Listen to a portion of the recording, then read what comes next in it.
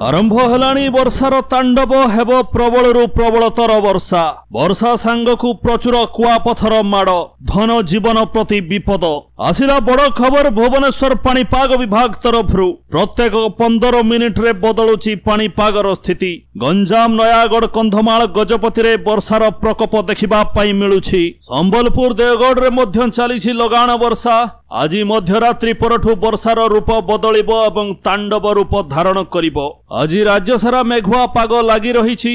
मध्य भाग उपरी भाग वायुमंडलर निम्न चापरेखा सहित गुरुचाप बलयर प्रभाव रहे एहा प्रतिक्रियाशील हेउछि एवं प्रबलरू प्रबल वर्षा हेबार संभावना रहिछि। आगामी 24 घंटा पई 12 जिल्ला को ऑरेंज अलर्ट जारी करा जाइछि। मयूरभंज केन्दुझर ढेंकानाल बौद्ध नयागढ़ कंधमाल कलाहांडी रे प्रबलरू प्रबल वर्षा हेबो। काल बैशाखी प्रभाव रे 50 रु 60 किलोमीटर बेगरे पवन बहिबो एवं कुआपथर मध्य वर्षा हेबो। आज मध्यरात्र परठारु जाजपुर ढेंकानाल कटक नयागढ़ बौद्ध कंधमाल खोर्धारे सर्वाधिक 11 सेंटीमीटर पर्यंत वर्षा हेबार संभावना रहिछि। बिजुली सहित घड़घड़ी लागि रहिबो।